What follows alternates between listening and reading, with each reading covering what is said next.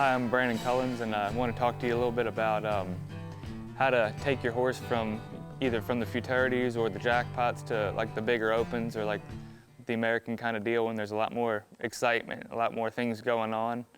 I think every horse handles it different, and you really have to know your horse.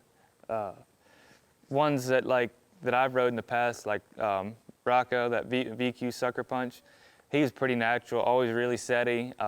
He's kind of a worried colt.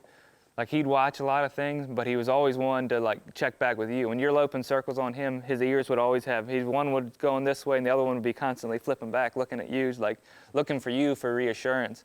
So a horse like him, you really have to be in control of yourself and not let the nerves get to you, because if they get to you, they're gonna get to him, because you're his support system, which those are my favorite kind of colts, the ones that really look back to me for reassurance, because they're locked onto you. They're going to wait for you to do what they need to do. So like a horse like him that I Futurity'd and derbied and stuff, some of the bigger finals later and stuff in the slot races, there's a lot of, that's about as exciting as the most commotion you get. So they do have some experience to that, and some of the jackpots, they can get like that too if they're closed in and they feel close. But usually, as a rule, when you step back out of there, it's different. It feels a lot different. So really, the biggest thing is have your horse prepared, really sharp, waiting on you, being patient. Like, I don't like one beating me 2 points, because I feel like, especially when the crowd gets going or it's a high pressure situation and you feel it, you're gonna be making moves before you think you are. So if they're already trying to beat you to that point, and then you're asking them to beat you to that point, you're kind of going to get yourself into trouble. So the biggest thing I feel like is stay relaxed, stay easy. It's the same deal. You have to make the same kind of run at a jackpot that you do at the American. They feel the excitement and stuff, but they don't know that you could win $1 million or you could win $100. That makes no difference to them. They don't add real well. So my thing is just keeping yourself calm and treating it just like a jackpot run. Don't do things different because you're at a bigger event than you would normally. Like, keep your same routine, keep the horse happy, keep the horse warmed up the same as you do. Don't throw him there's gonna be a curveball enough at the new environment, so don't throw him a curveball in his process of getting normal or getting ready.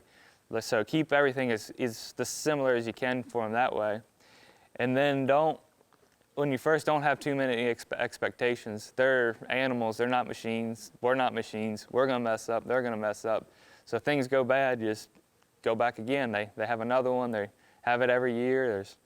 So that's the biggest thing, I think. And then also the individual horse, know your horse. Like I said, him, or Sucker Punch, he was really wanting to watch you, and the more like the crowd got going, the more he felt like he was working, wanting to put his butt in the ground and got real serious.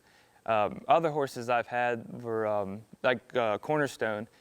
He's gotten a lot different. He's changed the most out of any horse I've probably ever rode, which I didn't start him. Sarah Zaleski started him and ran him, and then Kendall Owen ran him for a while too, and then they had already had him going really good, making good runs by the time I got him as a 5-year-old. But and some horses are later to mature, and I think he was kind of like that. And he was more of a nervous type. So if things got going, he would pay attention to you, but he wasn't like Rocco. He was more looking around, and his heart would get beaten real fast. And so like with him, I would actually get off of him and stand next to him, and just so he knew we weren't going to run. At Fort Smith, when he won the Derby, he was back in the back, and he was kind of jumping around and being real nervous. So I just got off of him and calmed him down, rub on him a little bit and just let him know that, and that kind of gets you relaxed too. If you step off of him and you get the tension out of your body, it's going to carry over to them too.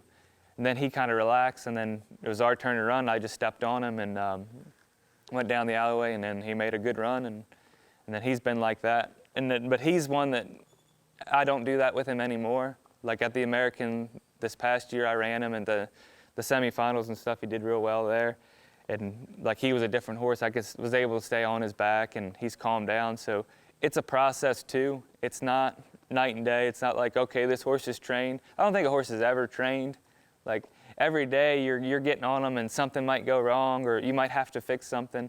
To me, it's just you're constantly working and you have to stay moving and stay working on them, but not pick on them, because picking on them makes them nervous, especially an older horse.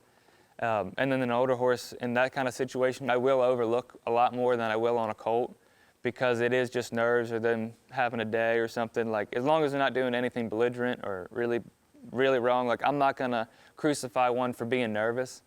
So in that moment, I might fix it at home after the run, but in that moment, I'm preparing for that one run.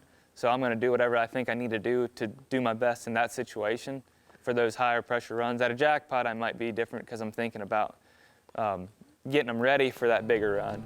But in that situation, just kind of let your horse be himself and kind of go with it.